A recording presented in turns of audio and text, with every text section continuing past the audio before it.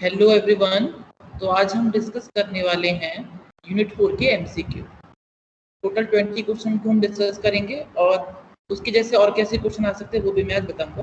ठीक, तो पहला क्वेश्चन है innateness of animal order is existence, growth in body and dash in I. तो जैसे कि आपको पता ही है कि आपने जो यूनिट 4 है उसमें 2 चैप्टर पढ़ने हैं, harmony in nature and harmony in existence. ठीक, हार्मनी इन नेचर में हमने 4 ऑर्डर को समझना है, डिफरेंट पैरामीटर्स। उनमें से एक पैरामीटर है जो है इननेटनेस। तो इन चारों ऑर्डर्स की जो इननेटनेस है वो गिवन है यहाँ। ठीक है, तो अगर हम इस टेबल को देखें बेसिकली, तो इस टेबल में जो इननेटनेस है एनिमल ऑर्डर की, जो एनिमल ऑर्डर है उसकी इननेटनेस होती है आपकी विल टू लिव। जैसा कि हमको पता है कि इननेटनेस का मतलब धारण किया हुआ, धारण क्या किया हुआ है। तो हर जानवर जो भी एनिमल है वो जीना चाहता है। ठीक है, आप उसे मारने की कोशिश करोगे तो वो बचने की कोशिश करेगा, तो ये उसके अंदर ही है, इननेटनेस है, उसका धर्म ही है। तो जैसा कि मैंने अपने वीडियो में भी डिस्कस किया हुआ है। ठीक है, तो आपको ये जो इननेटनेस है इसको धर्म भी बोलते हैं और धारण भी बोलते हैं। तो कंफ्यूज मत होना, एग्जाम में धर्म भी पूछे या धारण पूछे या फिर इननेटनेस, एक ही चीज है। ठीक है, तो जो एनिमल ऑर्डर है उसका इननेटनेस है विल टू लिव, उसका जो आई है वो जीना चाहता है। ठीक, आगे बढ़ते हैं क्वेश्चन नंबर 2 पे। क्वेश्चन नंबर 2 है activity of plant order is composition, decomposition and. तो जैसे कि हम पहले भी डिस्कस कर चुके हैं ना, 4 ऑर्डर हैं, उनको 5 पैरामीटर्स पे समझना है। उनमें से एक पैरामीटर एक्टिविटी, क्या एक्टिविटी होती है, करते क्या है ये ऑर्डर्स। ठीक है, तो अगर हम देखें प्लांट ऑर्डर की बात करें तो प्लांट ऑर्डर में जो होता है, इसको प्राणिक ऑर्डर भी बोलते हैं। प्लांट ऑर्डर को कंफ्यूज मत होना, प्राणिक ऑर्डर का मतलब प्राण अवस्था, सांस लेने और छोड़ने को प्राण बोलते हैं। ठीक है, तो पेड़ पौधे जो होते हैं वो रेस्पिरेशन करते हैं, इसलिए उसको प्राणिक अवस्था भी बोलते हैं। तो उसमें क्या होता है, क्या एक्टिविटी, क्या कौन सी एक्टिविटी होती है, तो रेस्पिरेशन होता है पेड़ पौधों में, तभी उनमें ग्रोथ होता है। रेस्पिरेशन का मतलब गैस का आदान प्रदान। ठीक है, तो इसमें जो ऑप्शन रहेगा वो बी राइट है। ठीक है, इस टेबल से इस तरीके से बहुत सारे क्वेश्चन बन सकते हैं। तो बेसिकली आपको ये जितनी भी पैरामीटर्स हैं ना, एक्टिविटीज, इननेटनेस, ये आपको याद रखने हैं। ठीक, इन पैरामीटर्स पे आपके बहुत सारे क्वेश्चन बन सकते हैं। जैसे कि 4 क्वेश्चन तो इसी टॉपिक से बन सकते हैं। यहाँ मैंने आपसे पूछा है प्लांट ऑर्डर के लिए, तो फिजिकल ऑर्डर के लिए पूछा जा सकता है, एनिमल ऑर्डर के लिए भी पूछा जा सकता है और ह्यूमन ऑर्डर के लिए भी एक्टिविटी। तो 4 क्वेश्चन एक इसी क्वेश्चन से बन सकते हैं, तो आपको एक्टिविटीज को याद रखना है। ठीक है, तो एक बार मैं आपको रिवाइज बता देता हूँ।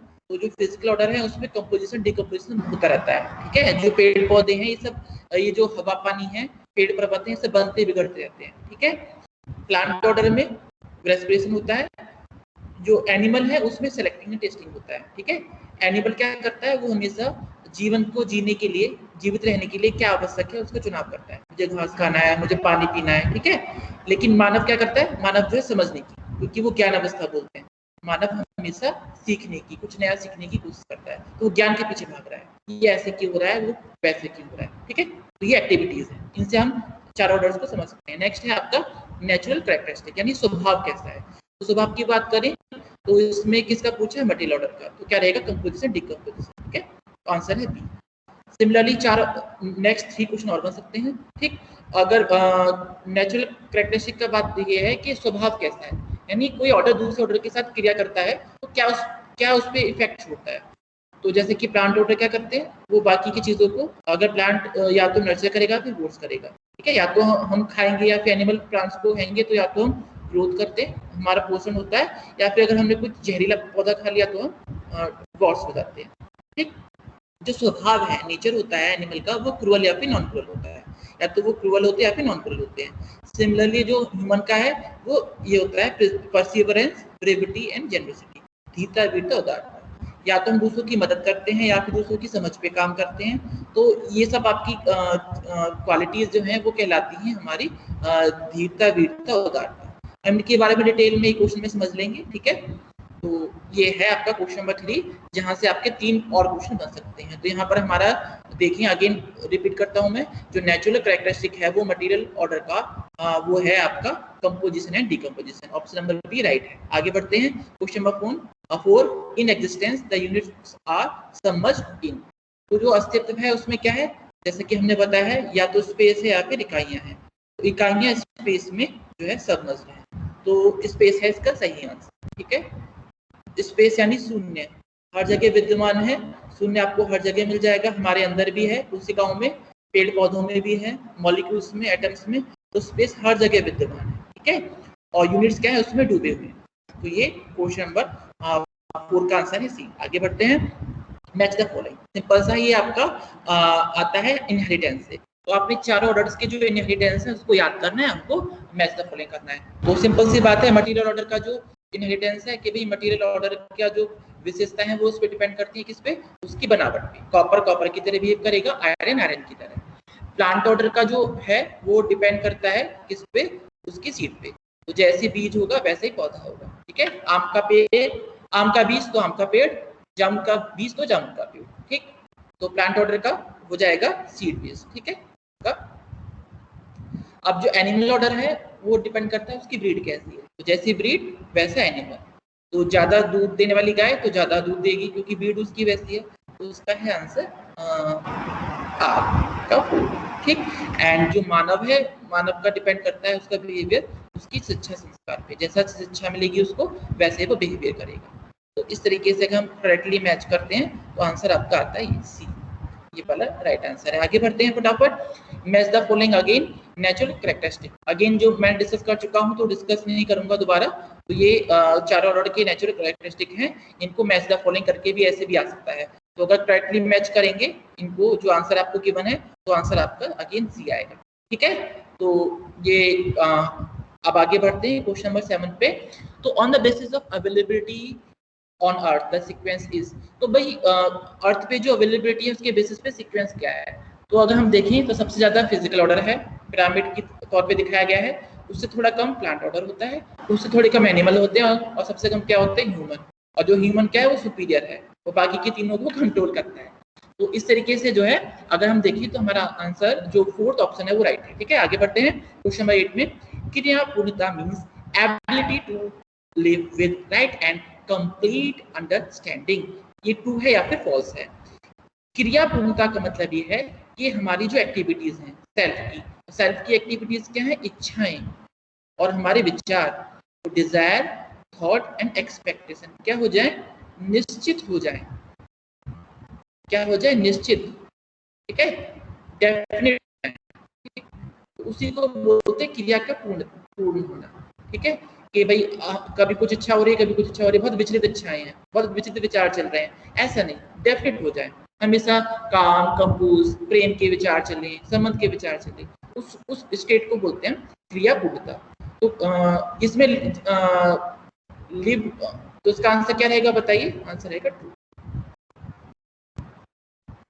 आगे बढ़ते हैं, द प्राणिक order and animal order both have the conscious self I, answer रहेगा रॉन्ग, क्योंकि अगर आप बात करें तो जो फिजिकल ऑर्डर है और जो प्राणिक ऑर्डर है उसमें केवल फिजिकल थिंग होती है, उसमें कोई भी कॉन्शियस इकाई नहीं होती है, इसलिए डिसीजन लेने की एबिलिटी नहीं होती है, नो डिसीजन नहीं है, डिसीजन लेते थोड़ी हैं। अगर प्लांट थोड़ी है कि भाई पानी नहीं है तो मैं ऐसी जगह उठ के चला जाऊंगा अगर पानी मिलेगा, नहीं, एनिमल्स में है। तो एनिमल्स और ह्यूमन में होता है कॉन्शियस थिंग, प्राणिक ऑर्डर नहीं होता है, तो इसमें प्राणिक ऑर्डर में लिखा हुआ क्या नहीं, गलत, फॉल्स। The स्वभाव of animal body is not the same as that of human body, दोनों का स्वभाव अलग है। ठीक है, तो इसका जो है क्रूरटी नॉन क्रूरटी का है, मानव का है परसीवरेंस, ब्रेविटी वीरता, जेनोसिटी उदारता, धीरता वीरता उदारता, आंसर है सच में सेम नहीं है, अलग अलग है, तो यानी ट्रू है जो स्टेटमेंट लिखा गया है। आगे बढ़ते हैं question number 11, units are present inside as well as outside the space, तो आंसर है फॉल्स। क्यों, क्योंकि मैंने आपको बताया स्पेस ऑल प्रोवाइडिंग है, हर एक इकाई के अंदर स्पेस है। ठीक है ना, तो स्पेस हर जगह है, अंदर बाहर, यूनिट थोड़ी है, तो ये स्टेटमेंट रिवर्स लिखा हुआ है, तो ये गलत है। Unit is unlimited in size. Again अगर आप इस टेबल को देखें तो यूनिट और स्पेस आपस में कोएक्सिस्टेंस में है, यूनिट तो लिमिटेड होता है ना साइज में, ठीक है, लेकिन इसमें अनलिमिटेड लिखा हुआ है, तो ये फॉल्स है। आचरण पूर्णता means activity completeness, conduct completeness, both and. तो देखिए सबसे पहले हम काम करते हैं नॉलेज, शिक्षा संस्कार से ज्ञान मिलेगा, ज्ञान मिलेगा तो पहले विचार कंट्रोल होंगे, विचार कंट्रोल होंगे तब हमारा व्यवहार कंट्रोल होगा। ठीक है, तो जो एक्टिविटी ये जो आचरण पूर्णता का मतलब होता है कि कंडक्ट का, व्यवहार का ठीक होना, क्योंकि आचरण का मतलब व्यवहार ही होता है। हिंदी का एक दूसरा वर्ड है आचरण।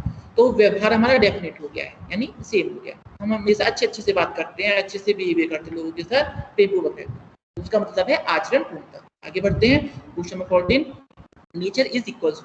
तो भाई जो नेचर है वो ये जो यूनिट है उसके कलेक्शन को बोलते हैं नेचर। और यूनिट में क्या होता है, 4 ऑर्डर होते हैं। तो इन चारों ऑर्डर के कलेक्शन को कंबाइंड फॉर्म में फिजिकल, प्राणिक, एनिमल, ह्यूमन, ये सब जो अवेलेबल है प्रकृति में, इन चारों को के कलेक्शन को हम क्या बोलते हैं, नेचर को।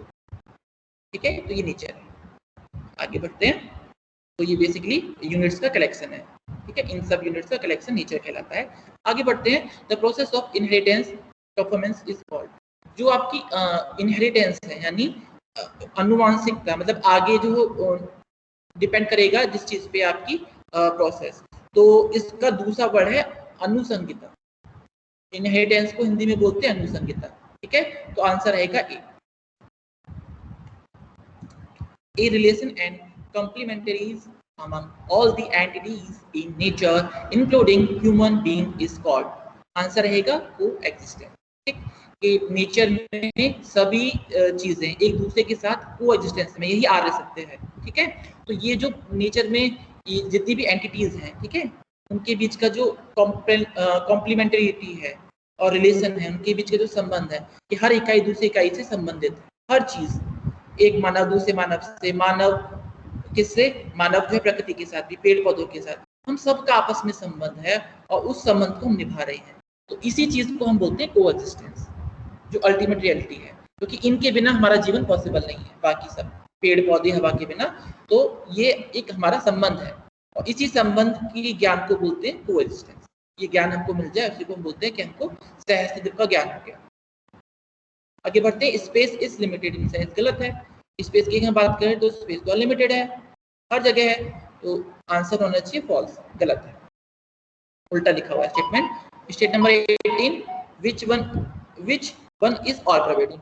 इन सब में से कौन सी ऐसी चीज है जो हर जगह विद्यमान है, तो अगेन स्पेस है, स्पेस हर जगह विद्यमान है। ठीक है, तो आंसर है डी। आगे बढ़ते हैं, 19 question, the smallest unit is.